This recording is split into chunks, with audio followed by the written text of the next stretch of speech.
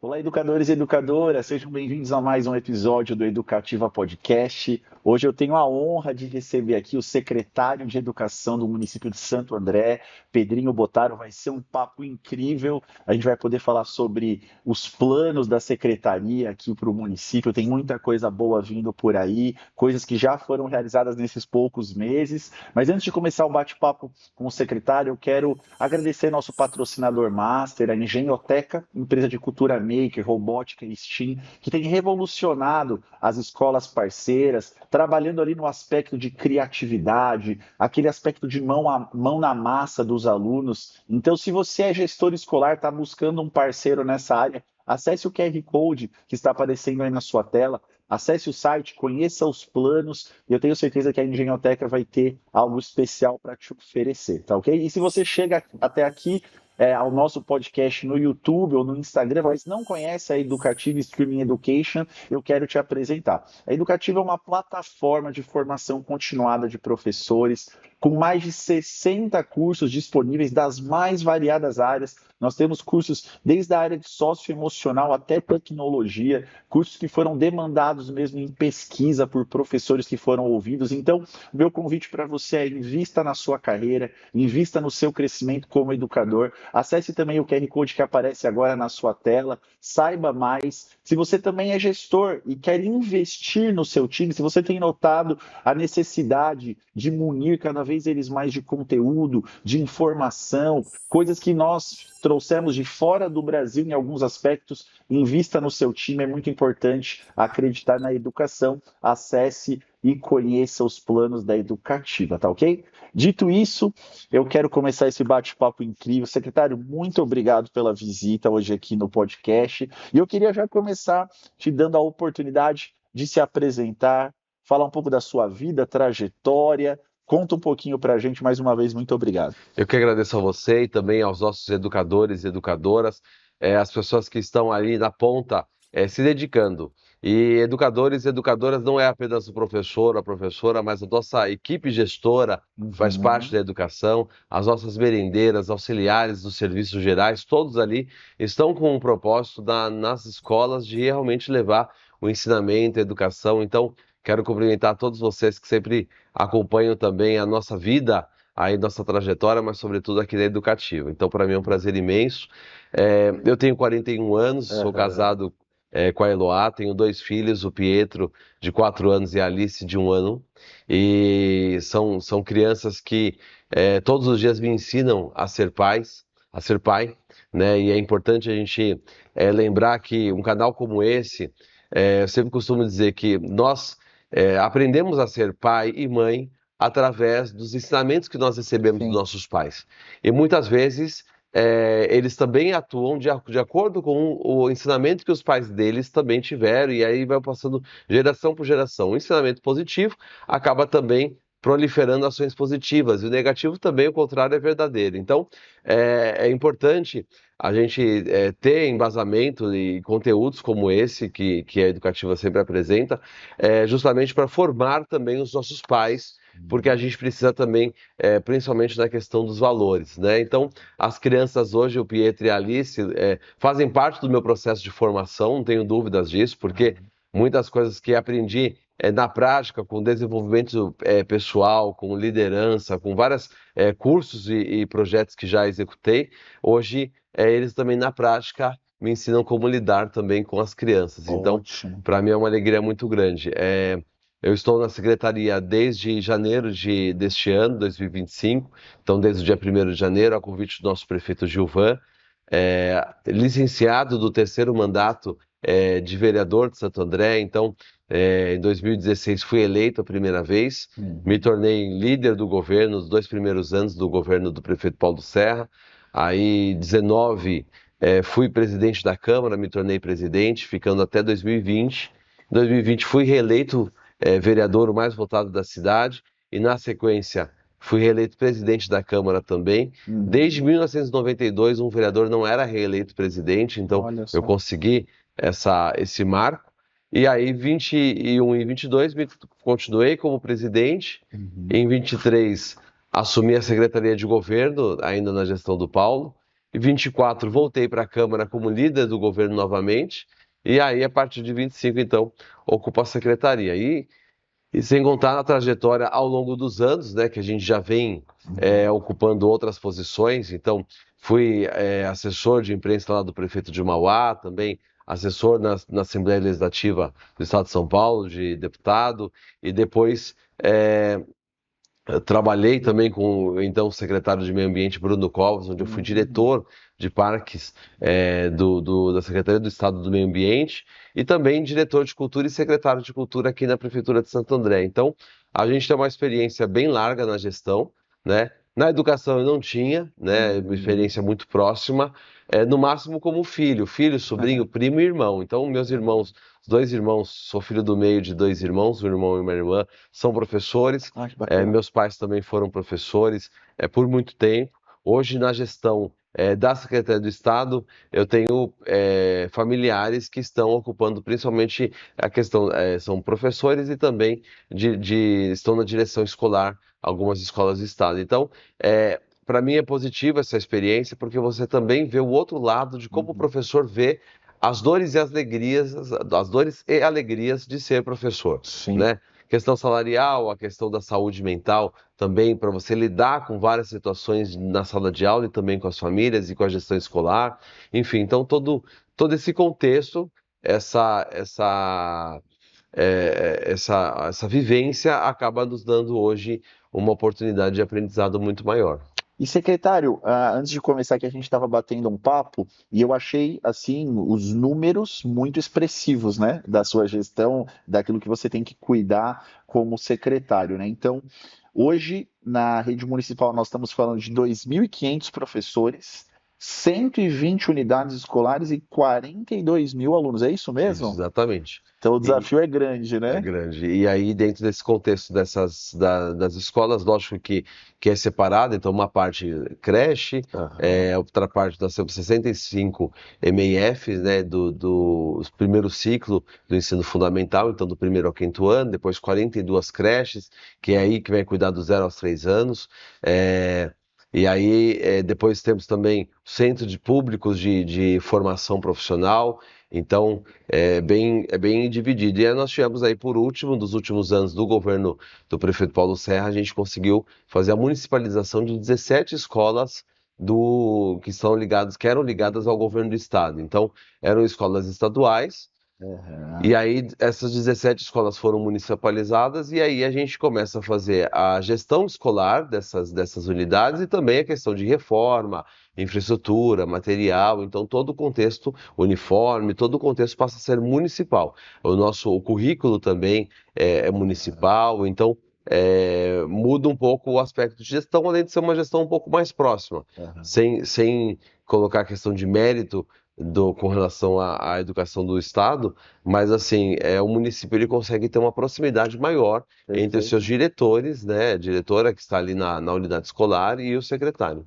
Aham. Você consegue realmente um foco maior, também por conhecer melhor a cidade, né? Então, com certeza, isso traz um avanço. Queria que o secretário falasse para a gente de projetos, né? Esse é muito importante da questão da municipalização, mas aqui eu anotei alguns. Fala para a gente um pouquinho sobre a questão dessa questão tecnológica da robótica educacional. Como que vocês têm trabalhado com isso? Esse é um programa que o prefeito Paulo Serra implantou, e aí nós estamos já indo para o terceiro ano de investimento nessa, nessa questão. É importante a gente lembrar que a robótica ela ajuda a criar na criança, além do olhar criativo, né, de você desenvolver ali, de você pensar tal, também começa a despertar essa questão da tecnologia. Então, por mais que hoje nós vivemos num momento, inclusive agora começamos o ano sendo pautados aí por aquela lei da proibição do uso do Sim. celular em sala, que é muito positiva, a gente pode até comentar sobre os efeitos dela, mas a linha ela é muito tênue, a gente precisa despertar na criança esse olhar para a tecnologia, mas também hoje a gente tem que saber o desenvolvimento da criança e não criar crianças tecnológicas a partir de então. Tudo bem que já são. Hoje você é muito fácil, né? Você tem Alexa, que muitas crianças hoje dão um comando de voz e apagam uma luz e liga a televisão e não sei o quê. Então, mas ao mesmo tempo o celular também, que está ali à torta à direita, respondendo a diversos comandos, né? Mas a gente precisa também mostrar que a tecnologia veio para ajudar e não para atrapalhar. E aí também tem essa questão: o quanto nós podemos ser sedentos pela tecnologia e quanto a gente pode ser viciado em tecnologia. E aí nessa faixa etária das crianças, hoje nós vemos aí crianças com 4 anos já. Se eu deixar, o meu filho fica o dia inteiro Uhum. pegando, ele não tem o celular dele, obviamente, mas ele fica o dia inteiro pedindo para as pessoas deixar, ver um vídeo, ver um, um desenho, ver um jogo, enfim. Aham. Então começa a criar ali o despertar, novamente eu digo, o despertar ele é importante, é interessante, mas assim, nós precisamos fasear esse despertar, né? Você precisa ainda ter a questão do manuseio de objetos, a criança que monta, como foi muita educação dos nossos pais, sem dúvida alguma, Sim. né? Gerações atrás, não tinha essa facilidade de você fazer a aquisição de um brinquedo, por exemplo, numa loja de shopping, né? E muitas crianças acabavam fazendo o seu próprio brinquedo, sua boneca, fazia o seu próprio brinquedo, carrinho de rolemã, né? Montava, Uhum. fazia sua pipa, né? Sim. Hoje você tem a facilidade de você comprar, de você, enfim. Então eu acho que o nosso despertar, o interesse em a gente ter esses programas é muito positivo e precisa continuar cada vez mais. Hoje nós atuamos com a robótica nos quarto e quinto anos de toda a Uhum. nossa rede, mas existe sim a intenção e faz parte do plano de governo do nosso prefeito Gilvan avançar para outras séries, terceiro ano, mas também fazer escalonado, Aham. principalmente pela questão financeira. Não dá para você abarcar também em toda a rede, mas é um propósito que a gente, é um projeto que a gente quer continuar. Aqui na educativa a gente acredita muito na cultura maker, né, que é todo esse universo da robótica, STEAM, etc., que é realmente esse desenvolvimento, você não demonizar a tecnologia, mas você trazer ela para o seu lado, né? É isso. Trazer para a formação, trazer para o desenvolvimento da criança. Muito bacana mas saber que a Eu, Prefeitura de Santo André já está olhando para isso, eu, né? quanto vereador, criei uma lei em Santo André e foi aprovada pelo plenário e também sancionada pelo Paulo Serra, o Dia da Cultura Geek. Ah, Então, que é assim, legal. eu vejo que, né, você mesmo gosta de personagens e não sei o quê, Aham, tá muito ligado. Outro dia teve uma feira, o Aeromix teve semana aham. retrasada aqui no shopping Santo André. Então, assim, o game, ele é ruim? Não, a gente precisa só saber ponderar. Tudo na vida precisa ser ponderado. A religião, ela é ruim? Muito pelo contrário. Mas Uhum. a religião em excesso, ela se torna um problema. As pessoas são viciadas, aquelas pessoas que Uhum. acabam ficando alienadas por conta daquilo. Então, o futebol, ele é ruim? Muito é ruim quando o Palmeiras é, perde, né? Mas, Aham.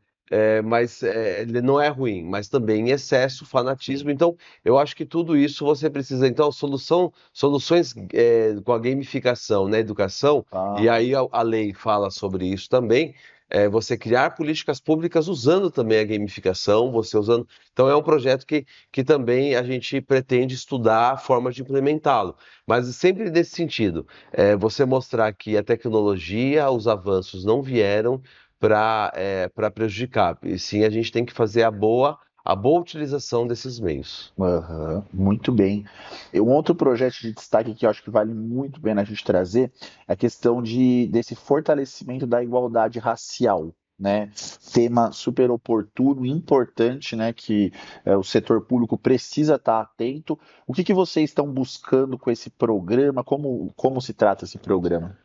A BNCC, que rege todo o nosso material didático, né, fala muito isso, né, essa base, a base realmente das nossas relações e do ensinamento, do ensino ali do pedagógico mesmo na sala de aula e também, por que não, nas nossas famílias, Uhum. precisa a gente ter cada vez não só o combate ao preconceito e discriminação racial, mas o incentivo e fortalecimento dessas relações.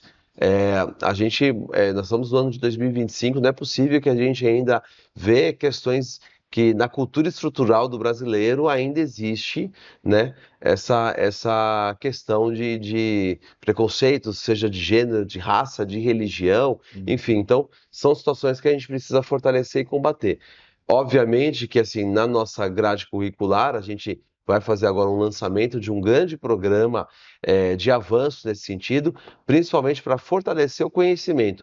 Só do professor e da professora em sala? Não. Da equipe gestora, dos nossos administrativos da unidade escolar. Então, todos precisam estar imbuídos realmente com com esse princípio de combater a discriminação racial e fortalecer nossas relações. Eu acho que é importantíssimo que a gente traga esse tema, não só porque a BNCC também pede e as leis hoje que pedem que a gente faça esse tipo de estudo na educação e implementação desse conhecimento, mas também porque hoje a gente tem visto cada vez mais uma sociedade que, apesar do avanço dos anos e dos conhecimentos e das tecnologias que estão aí próximas, ainda tem dentro da cultura do brasileiro essa questão intrínseca, né, à nossa cultura, infelizmente, em muitas situações que você vê violência contra a mulher, É, você vê as questões. Então, são temas que, apesar de muitas pessoas pensarem, poxa, mas são temas sociais. Sim, temas sociais que interferem totalmente no nosso pedagógico. totalmente. E como é importante, né? Ali na base de formação, você já começar a trazer essa cultura do respeito, da igualdade, porque é o lugar realmente de formação. Então, se ali ela for munida, receber tudo isso, né? Essa visão correta do que é a sociedade, do que é viver em sociedade, você, no futuro próximo e no presente, já você vai estar construindo algo muito melhor e a gente vai, se Deus quiser, ver acabar essas coisas que você falou do futebol, me lembra muito esses casos recentes, né, Da violência. da violência e também dos atos racistas, né, atletas de futebol que deveriam dar o exemplo, muitas das vezes são racistas. A gente viu agora um jogador do Palmeiras, né, da categoria de base, enfrentando isso. Então que a gente seja uma resposta, né, para o futuro, dizendo assim, olha, se até aqui teve isso, por favor, vamos acabar e vamos pôr um fim É. nisso, né? E é um tipo de questão que a gente precisa levar para as crianças também, porque Sim. às vezes na sala de aula uma criança acaba cometendo algum deslize sem querer com relação a esse tema, Uhum. ou acaba vivenciando a própria família fazendo alguma coisa, e aí também a criança é sinal de correção para a gente. Quantas vezes você coloca uma palavra inadequada ali, por exemplo, em casa a gente tem a cultura de orientar meu filho sempre a não usar palavras de baixo calão, que é o Sim. famoso palavrão, É. né? Obviamente que meu filho, criando essa cultura, quando ele vê um adulto fazendo isso, o que você acha que ele faz? Ele faz a correção, né? É. E esse adulto pode ser até você, porque às vezes sai, né? Às vezes ali Aham. no nervoso ali, e é positivo isso, porque nós precisamos criar crianças que realmente tenham essas percepções. A violência doméstica, por exemplo, é uma outra questão É. que a gente precisa atuar cada vez mais. Então, uma criança que vê o pai e a mãe, muitas vezes num diálogo mais intenso ali, e às vezes até para vias de fato, e aí a questão principalmente dos homens, né, que vem aí fazer essa violência contra a mulher, a criança ela começa a verbalizar porque ela começa a entender aquilo que ela está vivendo, né? Um outro programa que a gente já está colocando também na nossa rede toda é um programa Cuidar de Quem Cuida. Muito Então, bom. é um programa que você é um grande leque. Hoje, quando você vai falar de Secretaria de Educação, primeira coisa, fala-se muito de saúde mental. Nós temos lá um absenteísmo muito grande por parte do funcionalismo da educação, é, é, de atestado, Sim. de ausência, de período de licença, justamente porque a saúde mental começa a ser afetada. Você precisa lidar ali com crianças que têm suas famílias, têm suas histórias, então cada um também tem a sua dificuldade e desafio. Dificuldades do momento com relação à saúde, principalmente quando a gente tem aí TDAH, TEA, que é o Sim. transtorno do espectro autista, e aí são crianças ali que você não consegue, aliás, todas as crianças hoje, você não consegue medir, olha, você fica nesse quadradinho em silêncio a hora que eu estou determinando. Não, a criança, ela é criança, Perfeito. né? Então você precisa saber lidar com aquele momento. Ontem mesmo eu fui numa escola participar de um outro programa também que a gente está desenvolvendo de cidadania, e é lá um pátio com 300 crianças. Você imagina o secretário tentando fazer as crianças ali se acalmarem. E aí a minha secretária adjunta, que é da rede municipal, ela é oriunda da rede, a Carla Menezes, e a Carla comentou comigo, falou, Pedrinho, você é o pior de todas as crianças aqui, porque na hora que as crianças se acalmavam, você começava a fazer eles aplaudirem o coleguinha, gritar o nome deles. Uma das coisas que eu aprendi nas minhas formações é você validar o outro. Aham. Sabe, quantas vezes a gente precisa olhar para o outro e falar assim, olha, cara, gostei do seu programa, gostei da proposta da educativa, gostei do estúdio, fui bem acolhido.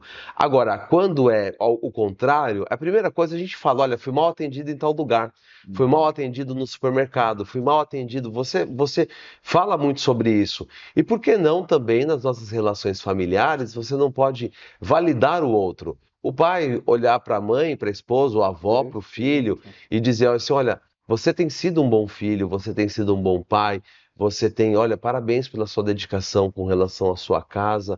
E aí, para a criança, você precisa dizer também, olha, criança, filho, menino, menina, você tem o seu valor. Infelizmente, a gente também tem uma cultura e a gente acaba vendo que, meu filho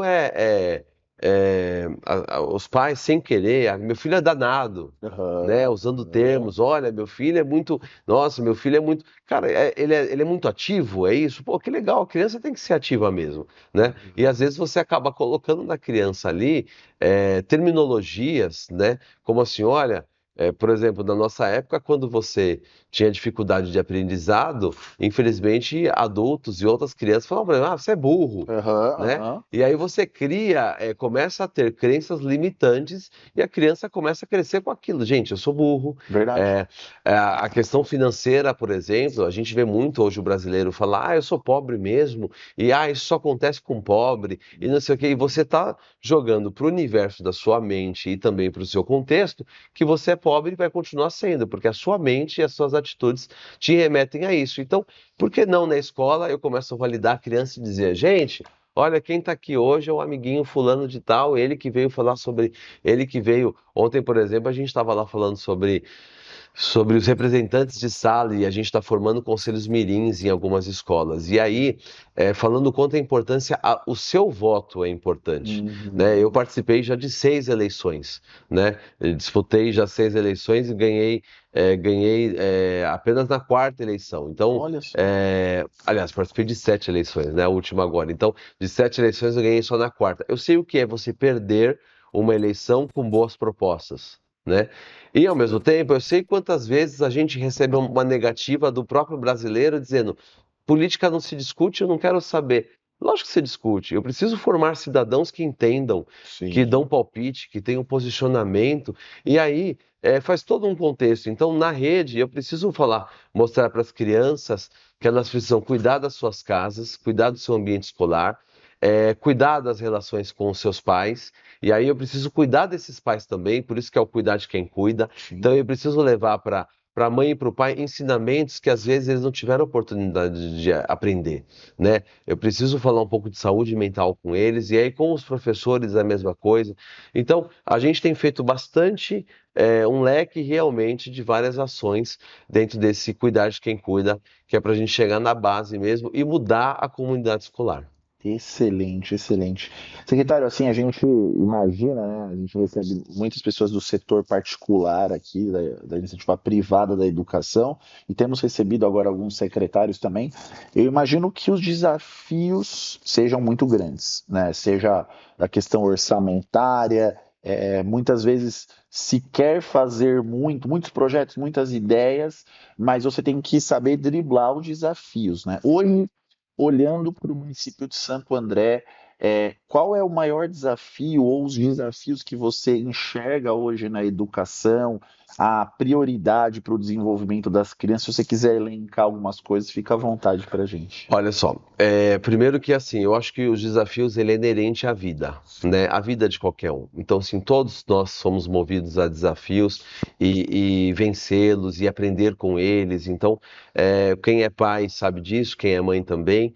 Em todas as áreas de atuação profissional, o jogador de futebol ele tem um desafio, ele tem a pressão também externa da imprensa, da torcida, Aham. ele tem, então, na educação não é diferente, né? Quando eu assumi a Secretaria de Educação, muita gente, os amigos falavam assim, nossa, você tem certeza que você vai para lá? Porque lá é bucha, hein? Eu falava, "Ah, cara, excelente. E a gente não pode ter esse preconceito que a dificuldade é que a gente tem que criar uma ojeriza diante da dificuldade, né? Muito pelo contrário, cara, é desafiador mesmo, vamos assumir, vamos fazer. Vamos batalhar. Aham. É um desafio muito grande. Eu acho que a gente não pode se furtar a isso. Então, quando eu recebi esse legado do desafio da educação, saber que a gente precisa lidar com os professores, a gente precisa lidar com a saúde mental dos profissionais que estão em toda a rede, e não só na ponta, mas também na Secretaria de Educação. A gente a todo momento ali sofre também reflexos desses desafios da educação. Eu acho que hoje o que eu diria maior de todos, o maior desafio que nós temos é o financeiro orçamentário. Porque se eu tivesse um recurso muito maior, eu colocaria plataformas melhores de ensino-aprendizagem, eu colocaria mais profissionais de apoio e atuação em cada sala de aula, eu conseguiria dar um suporte maior para os professores que estão em sala. Então, às vezes, numa rede particular, é, e é lógico que é um custo também, acaba sendo uma educação um pouco mais exorbitante com relação ao financeiro de cada família que Sim. coloca os seus filhos ali, mas tudo tem um custo. Se você tem um profissional na sala, um professor, com 25 crianças, e dentro desse grupo, 4, 5 são crianças que têm TEA, outro tem TDAH, ou tem síndrome de Down, ou uma criança que precisa de um suporte porque ela possui uma deficiência física e hoje ela está cadeirante. Então, é, são situações que, poxa, o professor que está em sala de aula, ele quer um apoio, né? Ele quer uma pessoa que possa dar o suporte a ele ali, Uhum. e nem sempre você consegue pagar essa conta. Sim. Então, o nosso grande desafio hoje ainda está sendo financeiro, porque se eu tivesse um financeiro maior, eu conseguiria contratar mais pessoas, tirar a sobrecarga que as pessoas que estão lá na frente estão tendo, né, no nosso dia a dia, e é uma Uhum. sobrecarga, acaba sendo uma sobrecarga bem grande, né, por Aham. conta disso. Então, eu acho que um grande desafio hoje dos municípios é esse: não existe fórmula pronta. Se falasse assim, poxa, mas como é que a gente lida com as famílias atípicas, né? Que são famílias que, com a mãe atípica. Eu imagino o universo, eu tendo uma criança de 1 ano e uma criança de 4 anos, e aí crianças que acordam eventualmente mais de uma vez na noite, chamando o pai e a mãe, porque o sono não se concluiu, e aí você pode fazer até uma investigação, é porque o uso de telas passou das 6 horas da tarde, porque tem Uhum. criança que dorme vendo É. televisão e aí mexe com a questão do cérebro, enfim. Mas imagina uma família, uma mãe atípica que a criança também se desorganizou ali durante toda a madrugada. Como é que é o dia seguinte dela para ir atuar, para ir para uma escola e aí você é uma cadeia, né? Eu digo que a rede de educação ela funciona em rede. E em alguns Uhum. pontos não funciona. E aí deve funcionar em rede. Por isso que dentro desse nosso, ainda do aspecto de cuidar de quem cuida, a gente também dar formação também para ter essas habilidades emocionais. Você sabe que existe mais de um estudo onde hoje muitas pessoas são contratadas pelo currículo, pela academia que elas fizeram, pelo Uhum. ensino, pelo currículo, mas também elas são demitidas pelas questões emocionais, pelo É, comportamento é emocional, verdade. porque não sabem lidar com o diferente, com a opinião do outro. Onde eu dizia lá para as professoras e para a direção escolar, não importa qual seja o posicionamento que a pessoa tenha, político, social, Uhum. religioso, mas eu preciso também ter empatia para acolher esse posicionamento. E as nossas relações hoje no Brasil inteiro têm tido muito problema com isso. É o fla-flu, é a direita contra É. a esquerda contra a direita, é o amarelo contra o azul, é o vermelho contra o verde, enfim. E aí as relações de time de futebol e torcidas, enfim, religiosamente também a mesma coisa. Uhum. Então, é isso, é um contexto que a gente precisa trabalhar. Poxa, Pedrinho, o discurso ele é lindo, eu acho maravilhoso. Sim. Só que a gente precisa na base mesmo atuar para a gente mudar essas relações. Sim. Quando você fala desse aspecto de cuidar de quem cuida, eu acho isso incrível, porque tem muito a ver com o DNA da educativa também, né? Quando surgiu a iniciativa, a gente olhou para um cenário da educação com grandes desafios, né? Pesquisas e notícias que iam saindo, iam nos instigando mais a respeito de vocês têm que fazer algo. Vocês têm que fazer realmente esse Netflix da educação para os professores. Notícias do tipo, mais de 50% dos estudantes de licenciatura desistem do curso no meio. Até 2040 vai ter uma falta de 200 mil professores na educação brasileira. Tudo isso foi entrando para a gente e falou assim, poxa, o que está acontecendo nesse Tanto é ambiente, que o né? próprio governo federal lançou um programa agora de incentivo para que sejam feitas licenciaturas, inclusive programa com financiamento, Uhum. com premiação, enfim, para incentivar de fato que hajam mais pessoas fazendo a licenciatura. Fazendo a licenciatura.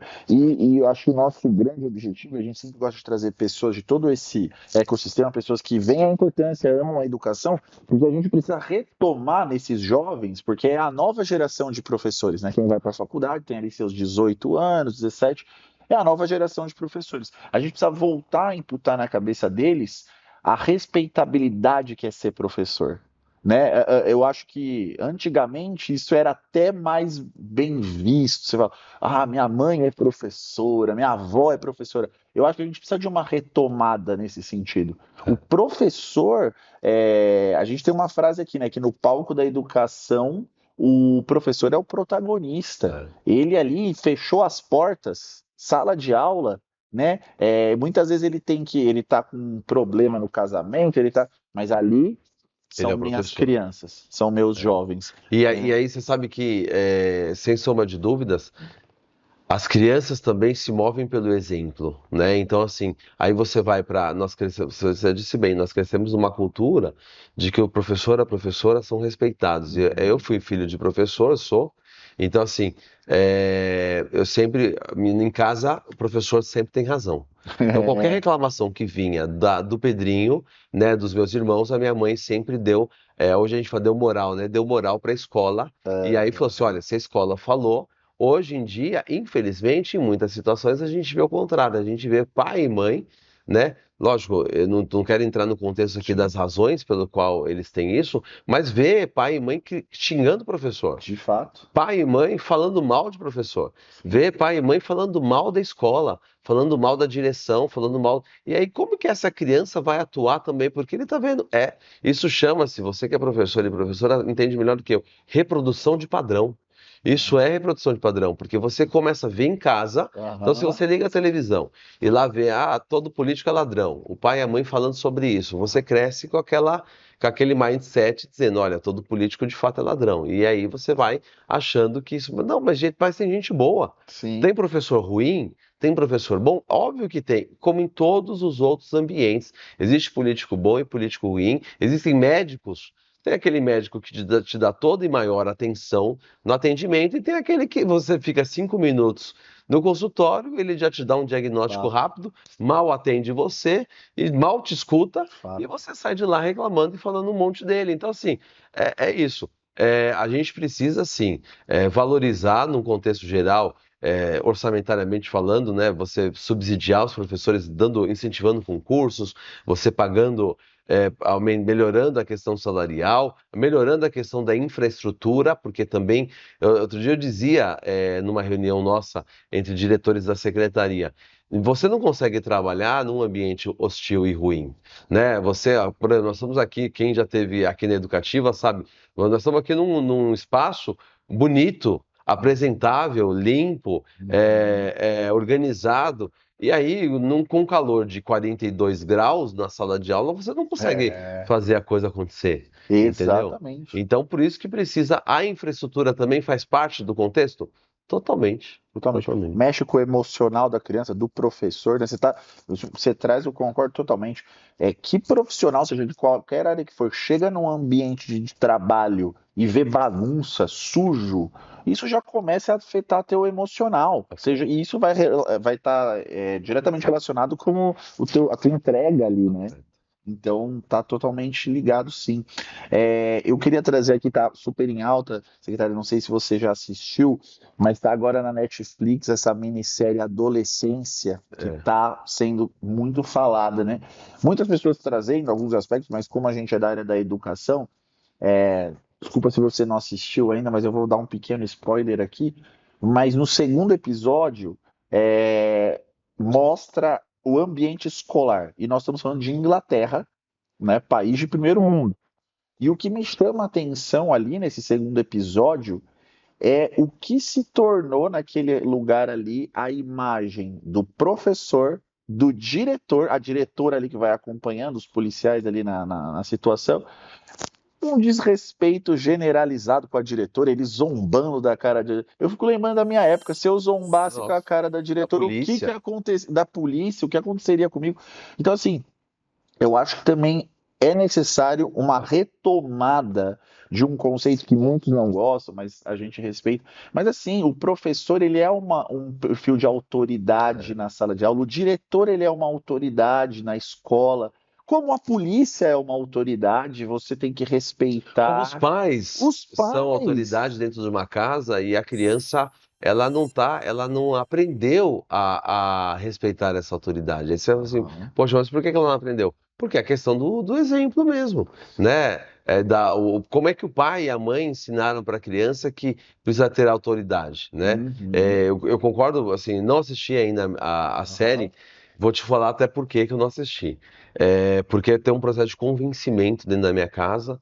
A minha esposa, ela trabalha também com mulheres, ela é consultora de amamentação também, Olha hoje só. gerente de uma clínica aqui de saúde em Santo André, mas porque nós temos as crianças pequenas, então ela não quer antecipar um pensamento que as nossas filhas um dia vão crescer. Sabe aquela Entendi. questão da mãe que quer ali, olha, por ela, ela ia deixar as crianças no formal e nunca iam crescer. E Aham, esses dias eu aham. estava comentando sobre ela falou, ah, eu não posso nem pensar nos nossos filhos maiores já adolescentes. Eu falei, mas precisa pensar, a É. gente precisa lidar, porque cada situação é uma situação. Hoje é um pai e uma mãe que tem filhos dessa idade, pequenos, né, de 4, tem seus desafios. Aqueles que já têm 15 anos, ou início da puberdade, ali com 10, 11, 12 anos, hoje que é o que tem acontecido, já é um outro ser, né? E com 18 anos, outra realidade. É o início da faculdade, é o Exato. namoro, é a convivência dos amigos que muitas vezes oferecem coisas ruins, né? Uhum. Vícios e etc e tal. Então, assim, cada situação é uma situação, uma vivência. Não adianta você ficar sofrendo de véspera, É. né? Então, mas isso aí já está bem sendo colocado em casa e Aham. a gente. Mas eu acho que o grande conceito desse segundo episódio que você está já me dando spoiler, e eu já vou falar para ela aqui, que eu já estou sabendo como é que é, mas é justamente isso. Dentro da nossa casa, como é que funciona a relação? Hoje nós temos casas que não têm mais o apoio do pai e da mãe Ah, por N motivos, até sociais, enfim. Às vezes é a avó e o vô que é a ponto de sim. referência ali, ou um cuidador, ou uma tia, ou um irmão mais velho, enfim. Mas não importa quem seja o cuidador, a cuidadora ali, o responsável no caso, mas é essa educação que a gente precisa colocar. Olha, quais são os limites que as crianças têm, né? Até que ponto a gente vê, às vezes, alguns pais, e aí a culpa é nossa mesmo, trabalha demais e aí eu tenho conhecidos dessa forma, trabalha demais, traz o financeiro para casa, porque precisa, evidente, mas ao mesmo Uhum. tempo é ausência na figura paterna. E aí, para suprir essa ausência, o que faz? Faz o liberalismo para a criança. Ah, o meu filho pode tudo. É Se ele pede isso. um sorvete 8 horas da manhã, um doce 8 horas da manhã, não, mas agora é horário de você ter a alimentação do pão, né, de você Aham. comer ali e tal, alguma coisa mais sustentável.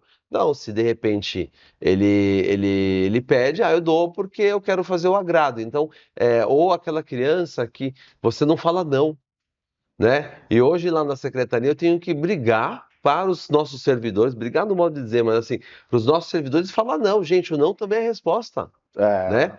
A gente, como político, a mesma coisa. Tem alguns ali na Câmara Municipal que às vezes vêm me abordar e falar, eu ia falar presidente, né? Porque eu fui Aham. presidente. Mas assim, o vereador vem falar, secretário, olha, preciso dar uma resposta para uma mãe. Fala, diga que não é possível resolver esse problema.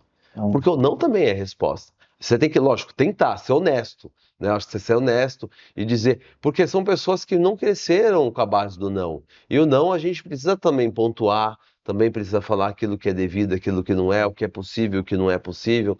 Então, eu acho que é uma cultura que a gente precisa também ensinar esse respeito ao contraditório. Nossa, muito bom. Aqui a gente também está tratando, recentemente está saindo do forno, secretário, um programa interno da educativa voltado para os pais, chamado Nexus, né? Então, a gente entendeu muito essa demanda de que as famílias mudaram, né? Então, os pais, eles, às vezes, eles não erram, na grande maioria, eles não erram de propósito. Eles erram porque falta um conhecimento que Exatamente. o pedagogo já tem por estar ali, ter estudado. Então, o que a gente notou? A gente precisa unir essa família de conhecimentos importantes para que ele consiga criar, educar bem o filho. E aí a gente acabe com o que a gente percebe hoje aqui, um abismo entre escola e família. Né? Então, precisa se comunicar melhor, porque a criança está aqui no meio, a família aqui, a escola aqui. E às vezes a criança olha e fala: Poxa, lá em casa é assim, e aqui na escola é um outro completamente diferente. E eu passo muito tempo na escola, passo muito tempo em casa. Então, o que que eu faço? Como é que é? Então, a gente entende nexus, né, essa ligação, no significado da palavra, uma religação entre escolas e famílias, conexão, né? Então, a gente tem vários temas ali abordados, desde valores até projeto de vida, olhar para a criança, desde criança, pequenininha, até adolescente, jovem, depois. Como que o secretário entende hoje caminhos e a importância dessa conexão família-escola? Você já me falou muito desse projeto Cuidar de Quem Cuida, que eu acho que tem tudo a ver com isso, né? Mas entendendo também esse nosso programa, as famílias mudaram, cada vez menos tempo, mulheres cada vez mais no mercado de trabalho, né? O que de gerações passadas era diferente. Então, hoje, os cursos que a gente proporciona no Nexo são de menor duração, porque não adianta eu chegar para esse pai e falar: olha, 1 hora de curso. Ele não vai consumir, ele não vai É. assistir, né? Então, o secretário enxerga que para uma formação integral a gente precisa estar mais abraçado, família, escola. O secretário falou uma questão que eu achei muito importante, a comunidade escolar. Fala um Sim. pouquinho para a gente disso. Principalmente assim, qual é o papel de cada um? Hoje, dentro de uma escola, por exemplo, qual é o papel da diretora, o papel da professora de sala? A gente tem discutido muito isso por conta dessa atenção que a gente precisa dar para a criança com deficiência. Então, Uhum. assim, o que que compete à professora, o que compete à família, então, por exemplo, tem um plano individualizado para educação inclusiva, por exemplo, que cada criança precisa ser o ser único. Você precisa avaliar ali. Então tem uma profissional nossa que acompanha, que ajuda a fazer esse plano, mas tem que fazer esse plano com quem conhece a criança no dia a dia, que é a família e também a professora em sala. A professora não pode falar, não, quem tem que fazer é a profissional, ou a família também falar, não, quem tem que fazer é a comunidade escolar e não eu, né? Então é a professora e a diretora e eu não participo. Muito pelo contrário, precisa ter um contexto ali desse diálogo e respeitando os papéis. O pai e a mãe, muitas vezes, pela falta de conhecimento, acabam imputando apenas na escola a questão da educação. Não, o ensino vai ser sempre. Não, não, mas o ensino, principalmente, talvez o ensino pedagógico de conteúdo, tudo bem. Ser relacionado à escola, mas o conteúdo que nós também precisamos, o ensino de relações, o ensino que nós estamos falando das questões de preconceito, desse tratamento do universo, de como eu devo lidar com o outro, de ser empático, precisa ser também do ambiente que ela vive em casa. Porque não Aham. adianta na escola eu falar, gente, respeitem o professor, respeitem a professora. Só que dentro da escola, dentro de casa, os pais não se dão respeito um para com o outro, não se dão respeito com a criança e não respeitam a criança também. Porque também é muito vasto esse cenário de pais e mães muito autoritários ali também, né? E aí não respeitam a criança, a liberdade da criança escolher. É lógico, Pedrinho, mas poxa, você está falando que uma criança de 3 anos tem liberdade de escolha? Em alguns aspectos, por que não? Eu não posso dar essa liberdade.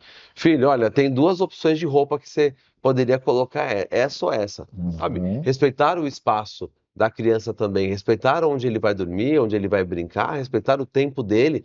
Tudo precisa ser no tempo que eu, como pai, quero, né? Olha, agora você precisa tomar banho. Aí, em alguns momentos você tem que fazer isso mesmo. Aham. Em outros momentos você pode dar liberdade para a criança também. Olha, tá bom, filho, não precisa ser agora, mas daqui 10 minutinhos o papai vai te chamar então para você. Sabe, eu acho que essa questão, a criança vai vendo que ela também acaba sendo respeitada em suas vontades. Eu acho que essa relação precisa ser mútua, não pode ser só a escola saber qual é seu papel e só os pais. Agora, tem um contexto aí para a gente pra eu aliviar todo o quesito dos pais, tá? Passando o Aham. pão, passando o pano para os pais. Como eu disse no começo, nós não tivemos uma formação antes para ser pai e mãe. Muitas vezes, quando é uma gravidez principalmente planejada na família, você acaba pensando assim, eu quero ter o filho, mas você também às vezes não sabe qual é o conhecimento que você vai passar para o filho. Como troca uma fralda? Como Ah, eu vou cuidar? Essa ficha me caiu muito quando a minha esposa, nós tivemos uma perda gestacional, nossa primeira perda em 2019, e aí foi um desejo muito grande ter o Pietro, que foi nosso primeiro filho, que nasceu já em 2020. E aí, durante todo aquele contexto da perda gestacional, depois veio o início da pandemia, e nós ficamos naquela tensão muito forte com isso. Então, a gente começou a perceber o quanto é importante você ter a rede de apoio para lidar com a criança.